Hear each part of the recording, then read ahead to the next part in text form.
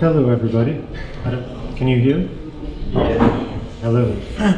So I think what we're going to do to start this is Agata has prepared a film based on when she was making images.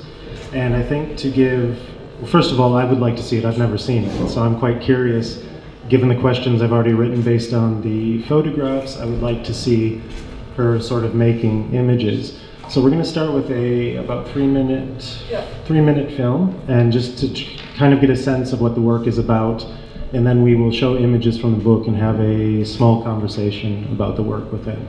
So.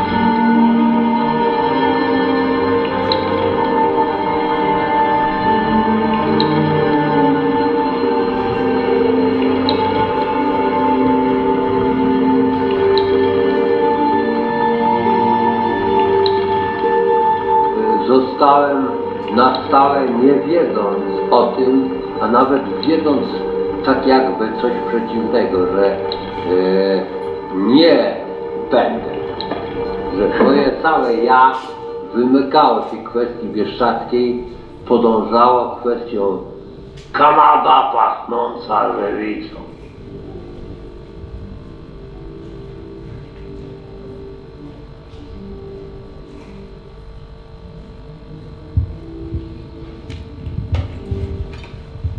I think the first thing that I want to comment on is no matter what an image turns out as, when you sort of see the amount of work that goes into it in the sense of isolation and the conditions that present themselves in adversity, seeing you with the camera out in the freezing cold on top of a mountain is extraordinary. It's something that I don't think every person who makes images decides to do, to put themselves under such conditions. Throughout the book, it's kind of, I don't know if all of you have seen the book or not. We're going to sort of let the PDF run in the background. I had a question, really about the book. It kind of brought me to the question of what it is like to be alone or what it is like to be lonely. And these are two very specific states of condition. And I think I would like to ask you, about that question when you were making the work. Did you feel alone or did you feel lonely?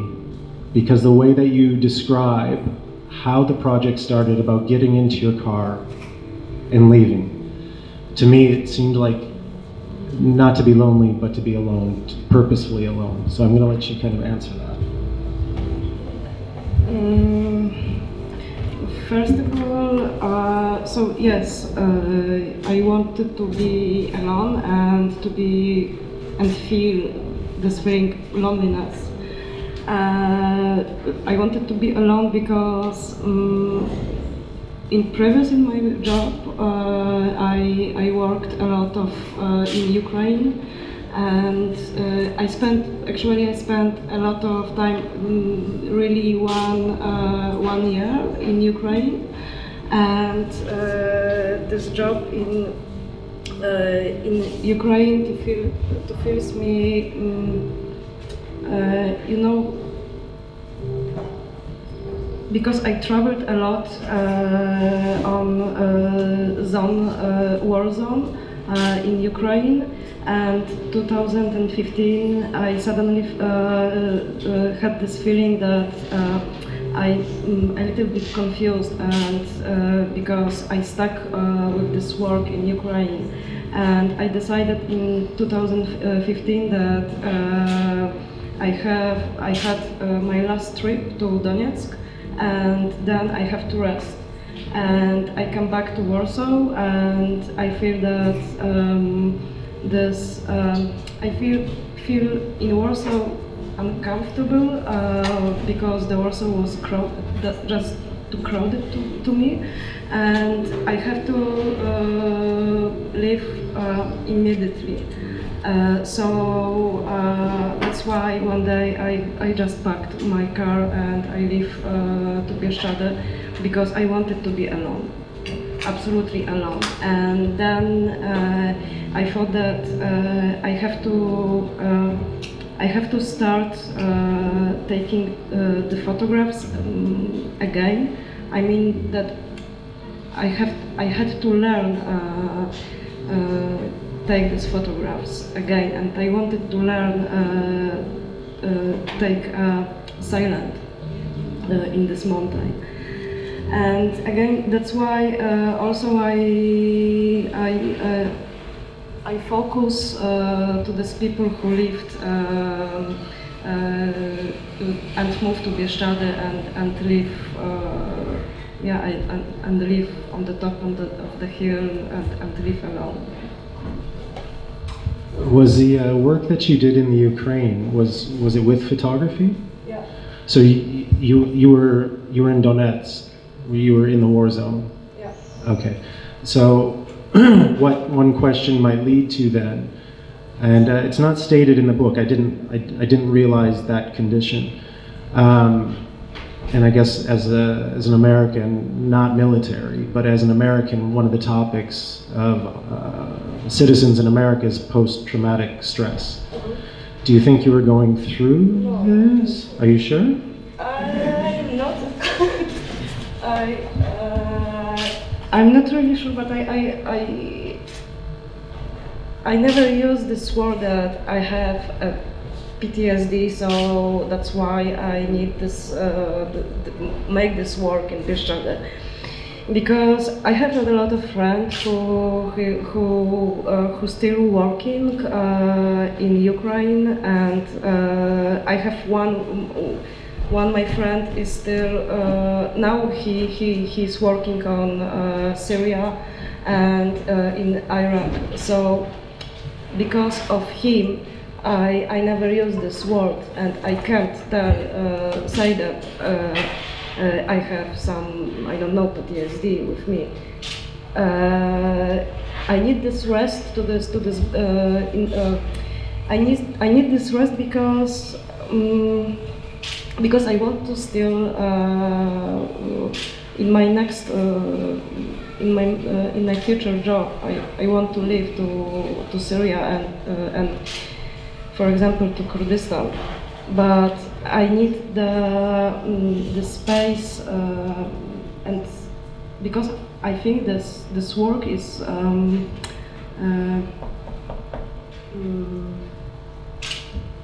it's very important, and I can do it. But I need the rest and focus. How can I do it? This job in where I work in I don't know, with soldiers or citizens in Syria or Ukraine. So that's why I never use this word that I have PTSD. But when I come back from Ukraine, I had these feelings that I need to hug with trees because it was very strange for me, because I feel that this nature take me all of this shit what I had in my bad energy. Yeah, It takes it away. yeah, exactly. I mean, I'm not making the case that you do have any sort of trauma, but I also realize, as somebody who deals with images quite often of a violent nature, not being in the environment, that these sorts of images, photographs, over time, they do have some amount of, not damage, but there is some amount that we take in. So when you talk about the trees and letting out that sort of vibration, negative frequency, whatever it might be, does come from obviously experience, but also images. When you're forced to be in the editing room looking at a picture of a dead child for, you know, or you're photoshopping a picture of somebody who's gone through trauma. I mean, you're fixing little bits of color and things for 4 hours on one image. That's very disturbing. Those things do carry with you. I'm not suggesting that you should get medical attention or anything like that. But what I do find with the work, you know, we started with this idea of being alone or lonely, and I think being alone is more approximate to what you were what it seems like you're looking for. Being lonely suggests that you need people. Being alone suggests it's on your own terms to not be anywhere near people. And yet, the photographs that you made and the book and the particular stories that you've come across from people that are sort of in exile in the mountains for decades. I mean, not even exile anymore, they just choose to live their life that way, is quite fascinating, because to be alone, to go out with your snowshoes and your camera, but then you have to look for these people as well. So it's quite an interesting synthesis between being alone to going to find a community, even if it's very, very remote. And I wanted to ask you about some of the, like, first of all, how did you find the people? Did you just walk until you found people? Did you have a home? Did you have like a cabin that you stayed in while you were making this work, and you just walked out every day and made work, or did you just keep moving through the mountains? I had one base in one village when I just left all of my stuff and my dark room, because when I worked on this large format camera, I wanted to see exactly the picture of the image. So I need to use all of the stuff of development. So that's why I had one place where I just left all of my stuff, and later when I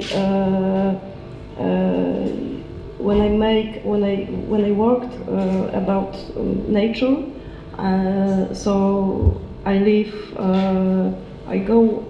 just go up to the mountains, and for a few days, for example, with the tent, and sometimes I walked, I don't know, 8-10 hours and still I can do. I could go.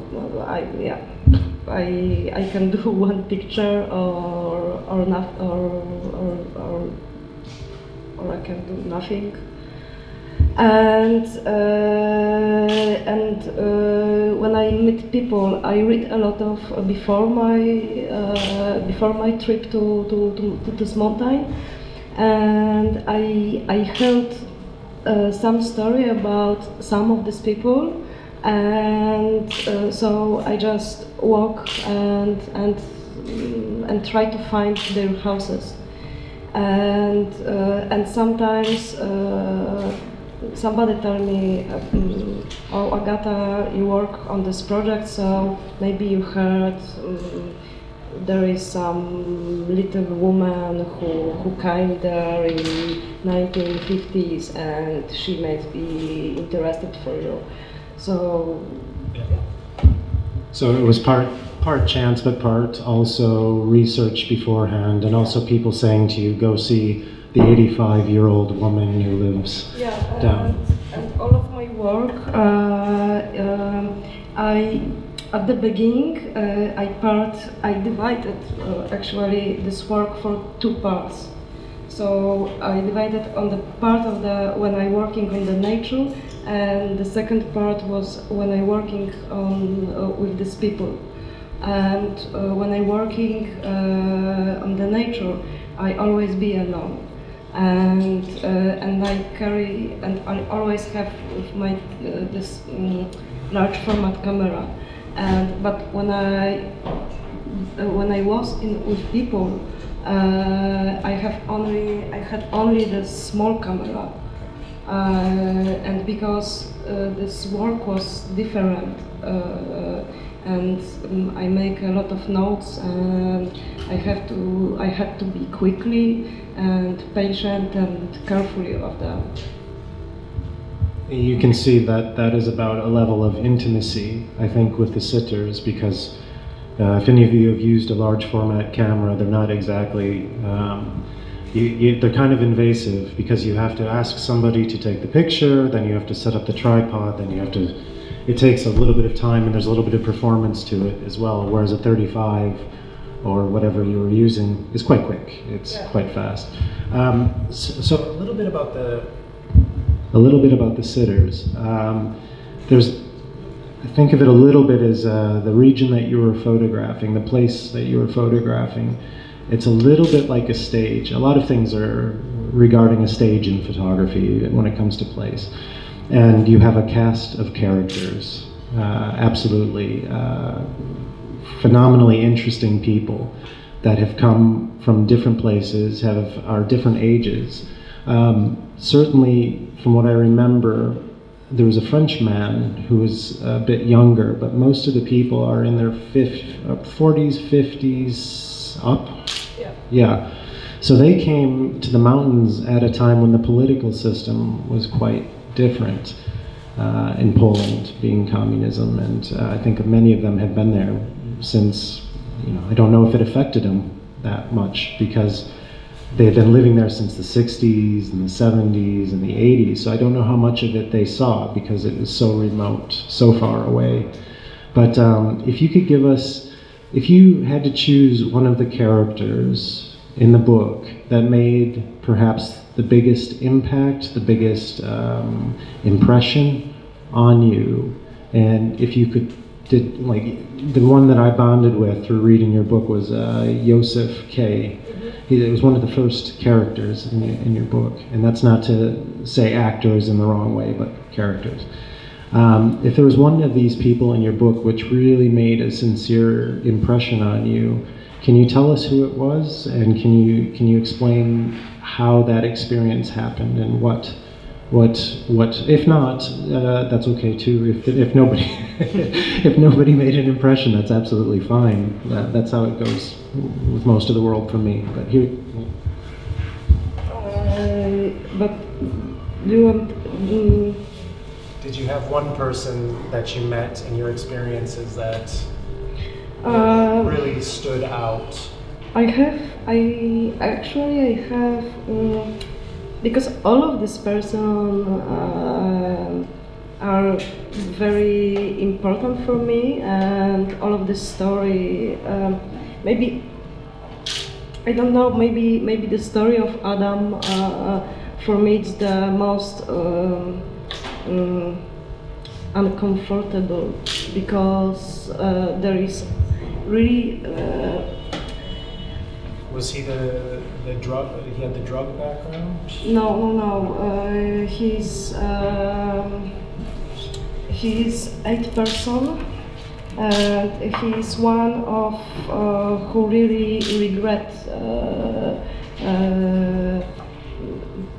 going to the mountains. Yeah, going to the mountains, and because he said, but for me, Adam is the most tragic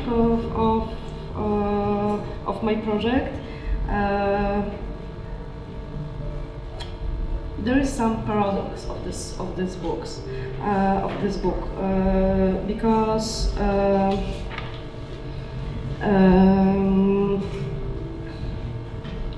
I wanted to work, and I wanted to make a book about loneliness and about melancholy, and actually nobody in this book doesn't feel loneliness. Yeah. And except Adam. And what I said, Adam is the most tragic person of my project, and he's only one who used the words wasted, regret, ordeal, and to describe his life. And can I? Yeah. Because I would like to read some sentence of him. He said to me, "I've wasted my life. I'm not afraid to say it. It has gone to waste because I came back to Bieszczady, and this is something I regret. If only I could turn back time. But the boy loved his mother too much. I mean, he came back. He came to Bieszczady when he was 12, and he left his mother because he went to school, and suddenly his mother called him, and she said. And my mother kept saying, my son, don't abandon me, don't leave me here all alone, I will die, and now I'm dying here, and nobody cares. Shit, I really die in here, because of my mother. Sometimes I woke up in the middle of the night and I say, Mom, I gave you a hand, and who will help me now? Nobody. Such a little life of mine. And his story, I think it was the most hard for me, I think, and yeah, and another, for example, one of the favorite person is Magdalena Osuchowska. She was the 85. Is she the 85? She was she was 83 or 82, and she was the eldest person of this book, and it was funny because she was very little, and she came to Bieszczady by horse, and she has PhD. And she used to work as a biotechnologist, and she told me that she has always stuck to a horse type. It means that where she was young, there were 4 officers in her family, and she was raised by all of them, and all of these soldiers died in the Soviet gulags, and she, as a child, she kept running after those officers instead of after her mom.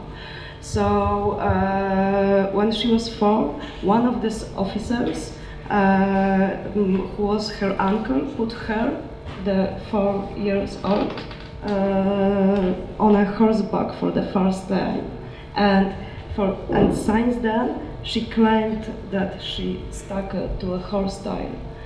And she also said to me the very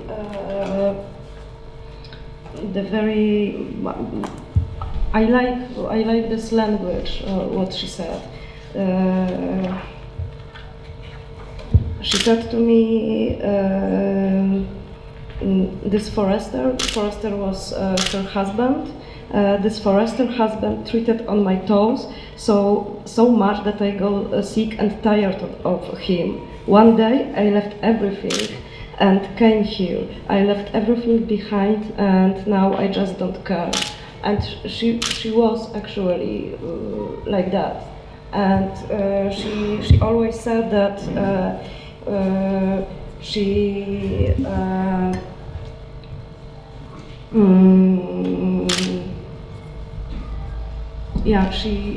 used this word that she wrote into the void. And one thing more, because when she reached Bieszczady, she lived in the small hut, very small hut. This small hut with 2 rooms. One of this room lived her horse, and second she lived there.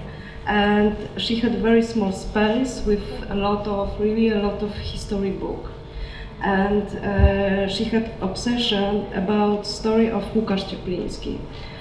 Łukasz Ciepliński was a Polish soldier who fought in the Polish anti-Nazi and anti-communist resistance movement, and he was executed in Warsaw prison in 1951 by Polish secret police. And she wanted to write his biography, and it was funny because in this time when I was talking with her, she was around this 81, and she write this biography on her computer, but this computer for her was a typical typewriter. So she wrote 1 page and printed each time. And when word program in the computer asked her, "Do you want to save change?" She yelled, "What change?" and shut down the computer. And so the end, she didn't save a single page and had typed. They were all in paper. Sounds like photography somehow.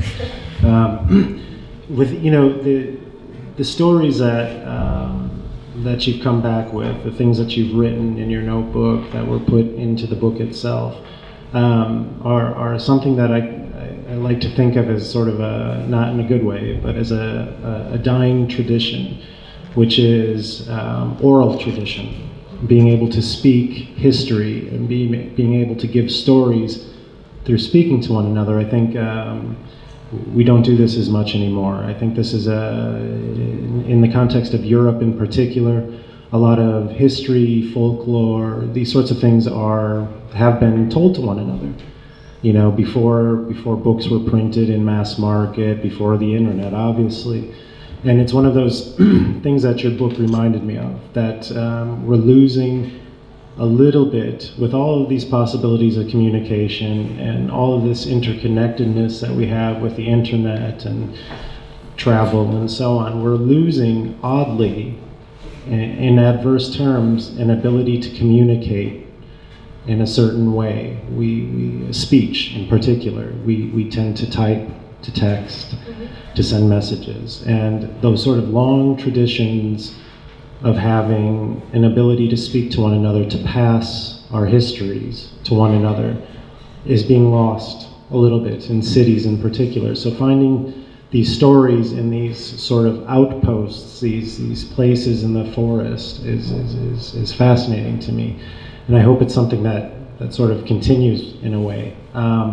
But sort of getting back to the work, and there's such a psychological state that occurs through, I mean, your images, even if they're pictures of trees, or even if they're pictures of just the landscape, they're heavy. They're really like, we have a word called brooding, which is, it's not necessarily bad. It's dark, but it's kind of like, you know, it's kind of like, there's this weight that's going on inside of them. And I find it interesting that your portraits have that same weight, that same value as the really black landscapes that you're photographing, these really dark landscapes. And the question I guess I have is, when we talked about you getting in your car and leaving and trying to work out being alone, what I would like to know is if doing the body of work, which looks like an exorcism to me, it looks kind of like something came out of you while you were doing this. It wasn't about taking from the world, it wasn't about taking photos of the landscape, it was about projecting self onto landscape. Not so much onto the people, but onto the landscape.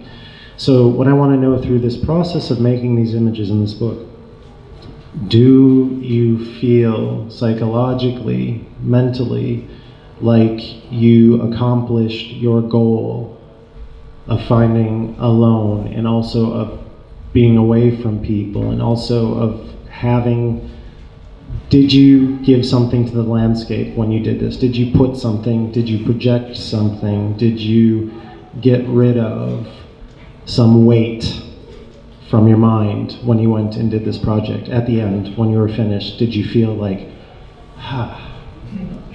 or did you actually come back and go, you know, do you feel like you got to let go? Yeah. Yes. Okay. So anyways, but I mean, do you see yourself, would you ever do it again? Do you return? Do you want to go through the process? Do you check up on people that you met there? I mean, I don't think there's much for email or much for, do you call people? I don't think they have do they? I have contact with them. I have contact with them, but this is my work. I always have contact with everyone in my work. I don't know, 10 years ago, for example, I've been in India, and I make some report to them, so I have contact with these people, and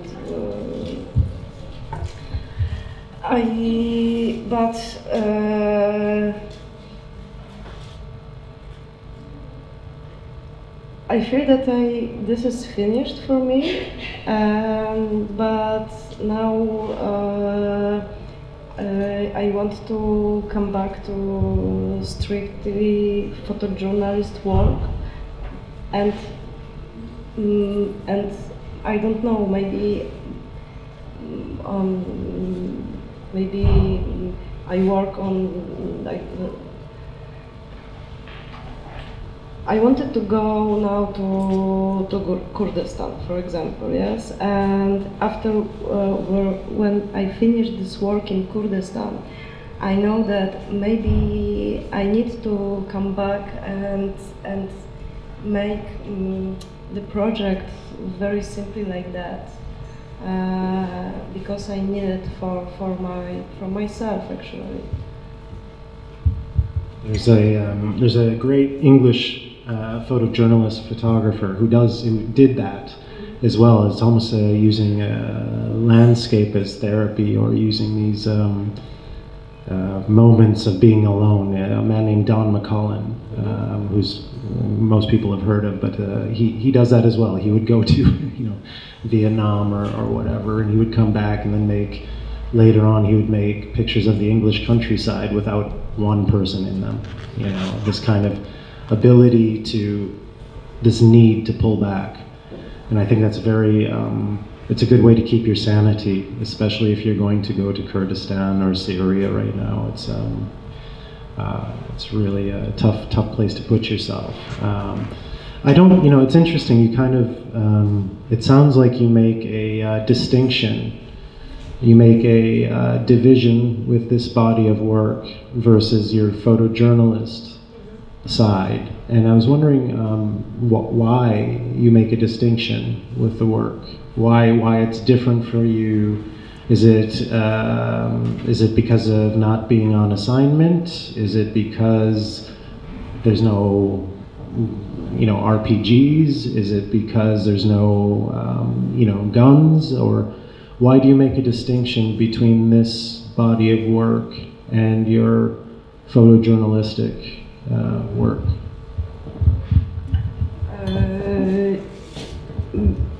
Because, first of all, because what I said, that I wanted to learn take photographs again, and because when you are a photojournalist and when you are working on this war zone, your photography is very quickly, and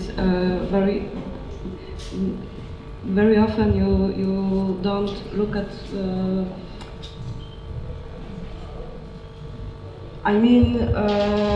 this sometimes you take this photography by accidentally. So and I wanted to take. I wanted to learn again how to take photographs, and I need this focus, and I need to be patient, and that's why I use this large format also.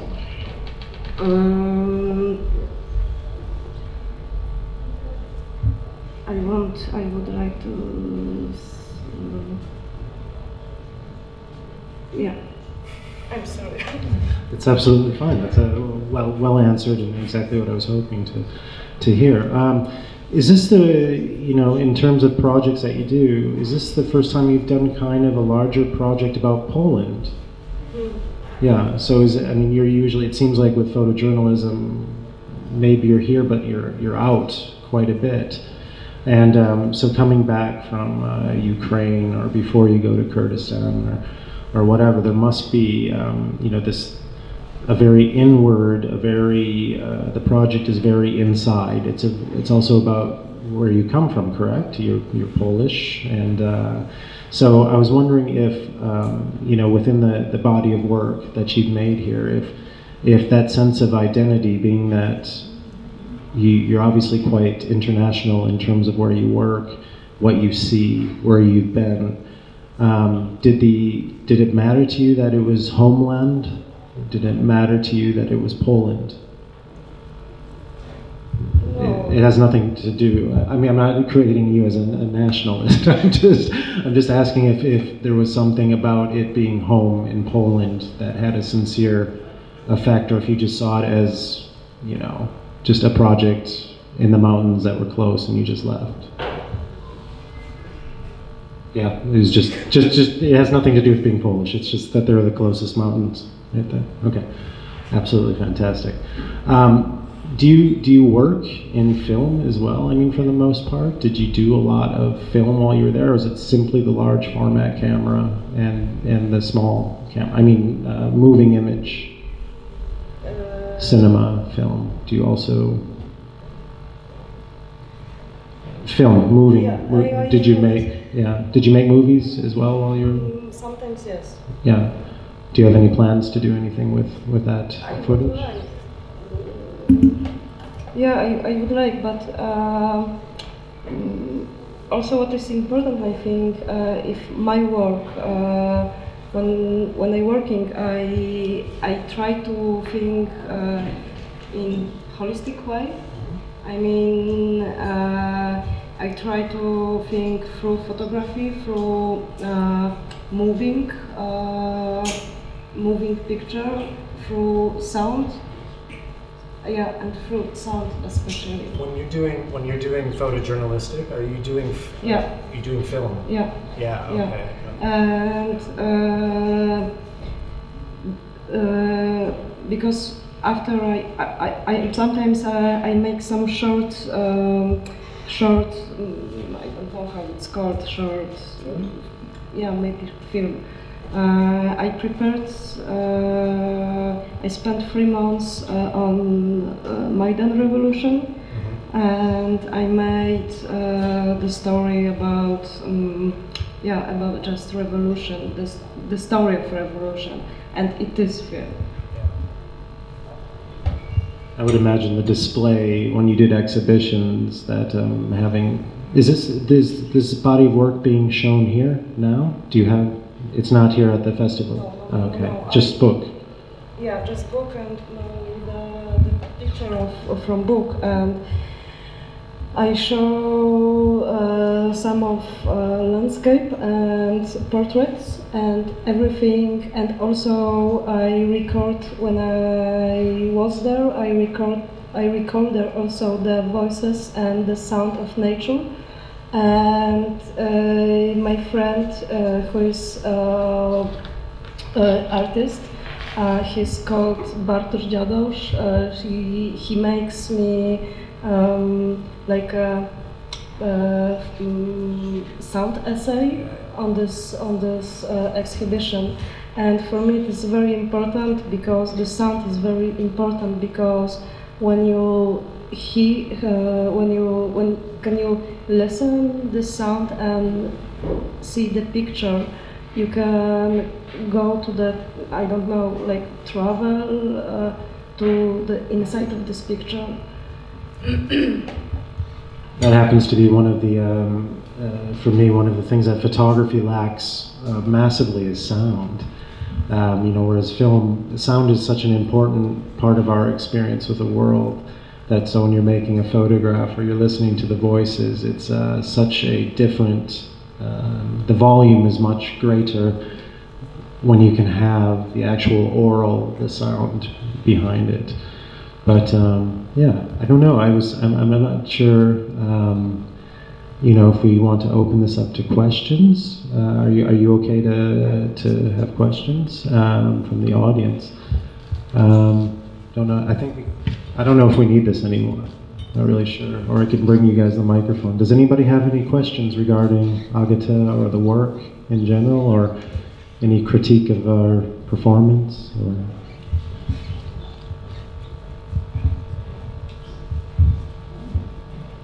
Can I ask a question in Polish? Yes, please. Yes. Chciałam spytać, jak w ogóle porozumiem, czy dotarłeś do ludzi w takim sensie, jakich to było tak, że po prostu podchodziłeś do ich domu, czy na przykład miałeś jakiś tam kontakt, który poznawał cię z poszczególnymi osobami? In Polish or in Please in Polish. Nie, znaczy ja zawsze docieram do nich sama i to jest jakby takie moje, taki sposób mojej pracy, że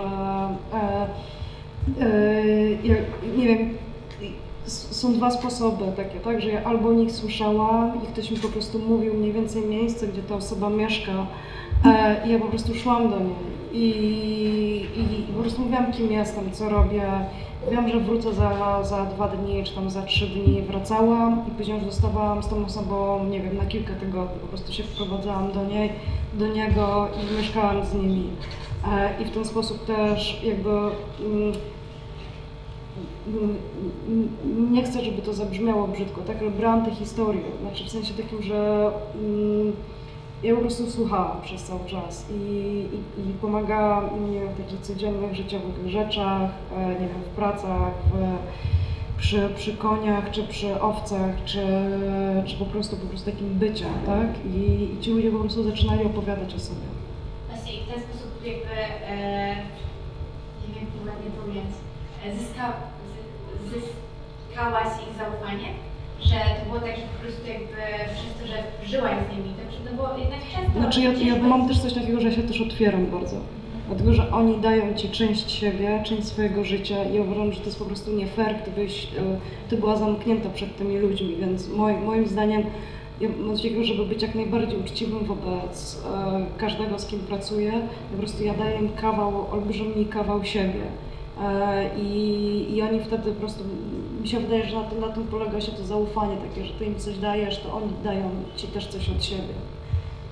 W taki sposób jakby dla mnie przede wszystkim jest taka ważna uczciwość i takie bycie szczerym i dlatego też ja się zajmuję fotoreportażem, bo ta fotografia fotoreportażu ma mówić ci przede wszystkim o prawdzie. I ta prawda dla mnie jest taką najważniejszą częścią, że tam nie ma miejsca na kłamstwo i ci ludzie tak samo byli tacy szczerzy do bólu i bardzo prawdziwi po prostu w tym, jak żyją i w tym, kim są.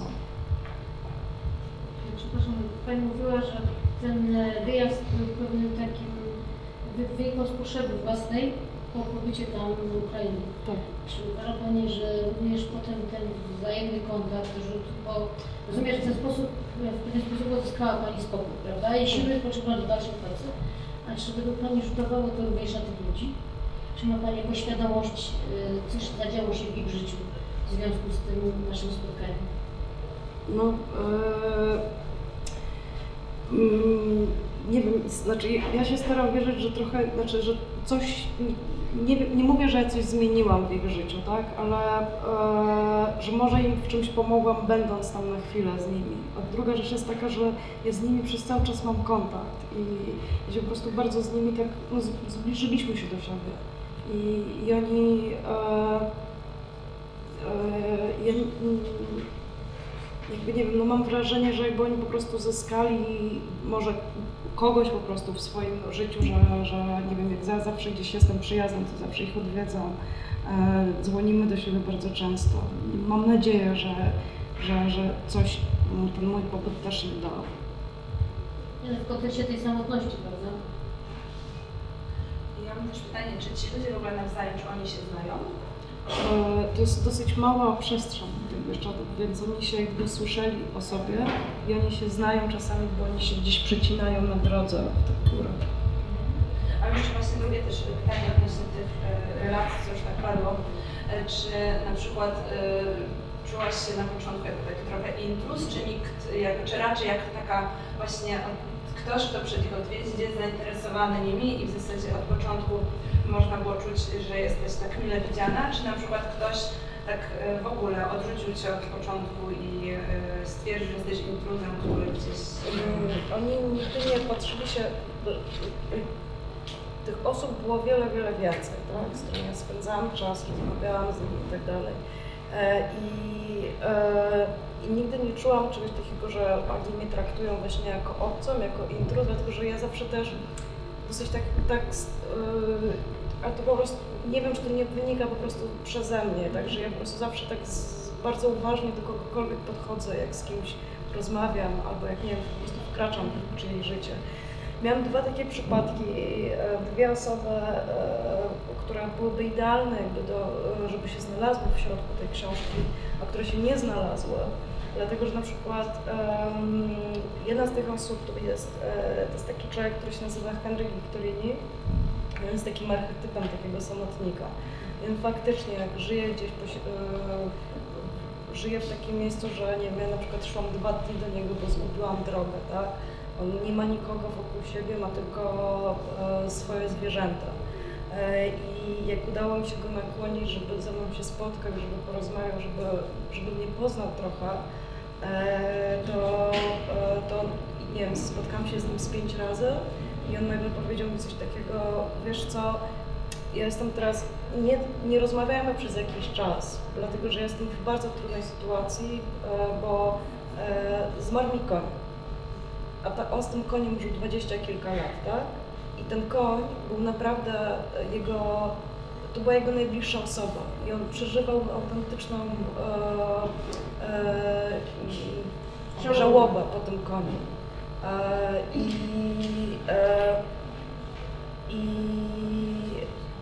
I na przykład on miał taką relację ze zwierzętami, że on w ogóle się uważa, że on był takim był taki mit kowbojski jakby w Bieszczadach. Chodziło o to, że na przykład tam był w ogóle kręcony jeden z pierwszych polskich westernów, gdzie właśnie jego życie było traktowane, gdzie wokół jego życia tak naprawdę była się historia w tym filmie. I on jako jeden z pierwszych pędził bydło po całym Sanie na wzór właśnie tych westernów amerykańskich.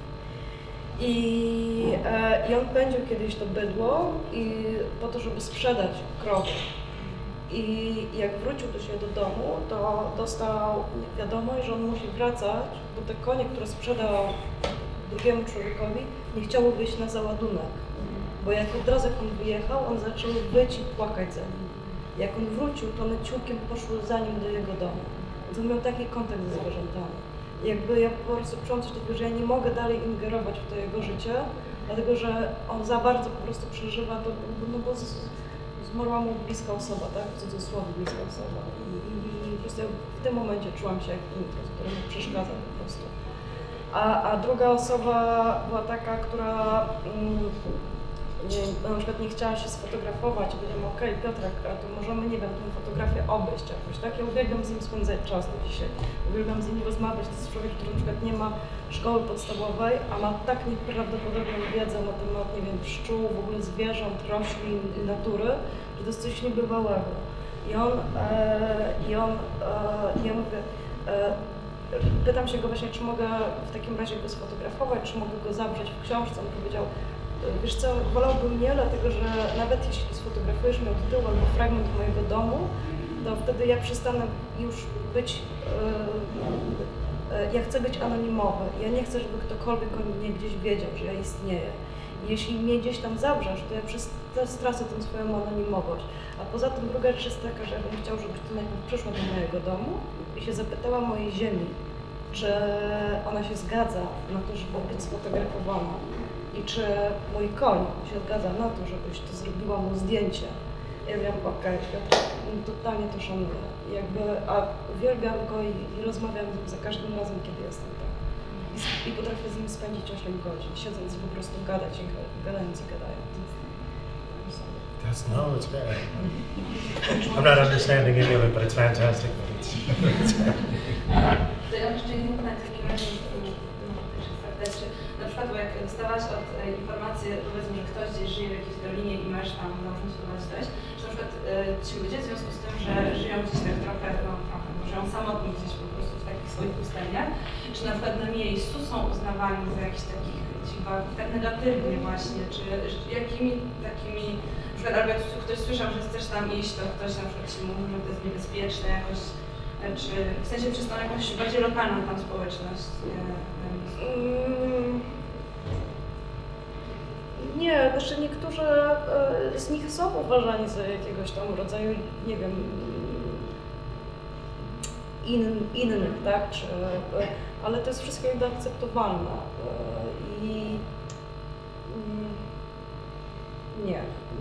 Nie wiem, czy odpowiedziałam na twoje pytanie. Myślę, że tak. Ja mam jeszcze pytanie, czy ty jakby zaczynając ten projekt i jadąc tam, tak jakby planowałaś fotografować po prostu tą naturę i te miejsca, czy jakby miałaś już wtedy w głowie, że chciałabyś spotkać jakichś ludzi i Ja wiedziałam na pewno, że ja już wcześniej tam robiłam zlecenie po prostu, zwykłe zlecenie fotograficzne, miałam zrobić reportaż o tak zwanych ludziach, legendach bieszczadzkich. I po prostu niektórzy z tych, wtedy zaczęłam czytać, niektórzy z tych ludzi, te postacie mi są bardzo, bardzo mocno się nie utknęły w głowie. I ja wracałam stamtąd, jakby czytałam coraz więcej, i to też był taki mój pierwszy tak naprawdę kontakt z naturą. I myślałam, że chciałabym strasznie sfotografować tę naturę, ale nie wiedziałam w ogóle w jaki sposób ma to, znaczy w którą stronę ma pójść i tak dalej. A później to po prostu wyjechałam, bo musiałam. I trafiałam po prostu poszczególnie, nie wiem, różne, po prostu szłam, bo tak, no. Przepraszam, jeszcze mam pytanie, bo tutaj w sumie mówimy cały czas, można powiedzieć, w takiej wersji filozoficzno-znaczeniowej tego. A jeśli chodzi o technikę fotografii, czy tam były jakieś wyzwania takie inne? Choćby dlatego, że to były pierwsze jakby te zdjęcia przyrody, tak? Bo jednak to jest coś takiego innego niż reportaż. Tak. Czy tak jakby napotkała Pani jakieś takie spotkania czysto Problemy techniczne, ja wiem, że nowe wyzwania. Znaczy, jedną z takich wyzwań to nie wiem, to było chociażby samo to użycie tego wielkiego formatu. Ale nie chodziło o to, że ja nie znałam jakby techniki, bo znałam, tak, i wcześniej fotografowałam, tylko że duży format jest po prostu wymagająca fotografia, tak? I jak ja szłam w górę i szłam te, nie wiem, 8-10 godzin, to mój plecak z aparatem fotograficznym ważył 28 kg. I to jest tak, że nie wiem, idę w górę, naprawdę jest śnieg potąd, jak źle stanę, to ja się zapadnę, ja wtedy nie mam siły wyciągnąć tego aparatu, tak? Więc jakby plus do tego dochodzi ten cały proces rozstawiania aparatu z plecaka, wyciągania statywu, ładowania kasy, to są pojedyncze zdjęcia i do tego jeszcze jakby dochodziła technika robienia tej fotografii, że w dużym formacie, załóżmy, że to jest wielkość klatki, co nie? I ja dokładnie wiem, jak to zdjęcie ma wyglądać, bo się posługuję systemem strefowym Mandela Adamsa. I to chodzi o to, że w momencie, kiedy ja patrzę się na przestrzeń i naświetlam zdjęcie, dokładnie wiem, jak będzie wyglądał negatyw po wywołaniu, bo to w tym filmie notowałam sobie. To jest notatki i naświetlenia każdego poszczególnego negatywu i później wywołania tego negatywu. I w momencie, kiedy ja mam te notatki zrobione, to dokładnie wiem, jak to wyjdzie, jak wyjdzie negatyw, jak wyjdzie później odbitka. Jakby to jest taka technikalia jakby tej fotografii. I jakby nie wiem, trudność czy nie trudność. Trudność z powodu wagi chyba. Ja mam jeszcze takie pytanie. Czy to, że to wybrać podczas zimy, to był jakby celowy zabieg, żeby jeszcze ukazać bardziej ten samochód, Tak, dlatego że Bieszczady są jednak dosyć turystycznym regionem. A mi chodziło o to, że ja nie chciałam nikogo tam spotkać. Nie wiem, byłyśmy teraz w tej przerwie, te 5 dni pomiędzy tamtym weekendem a tym weekendem, wyjechałyśmy, żeby na sekundę odpocząć, to tam trochę się tam żyć nie da. Znaczy tam jest mój znajomy mówi, wiara przyjeżdża w Bieszczady i tam jest po prostu mnóstwo ludzi. A w zimie tam nie ma nikogo. Ja naprawdę byłam w stanie iść 2 dni, ja nikogo nie spotkałam w górach. Mi to było potrzebne, plus do tego zima, zimno i śnieg cię jeszcze do tego wycinają ci tą całą przestrzeń, pustkę i tak.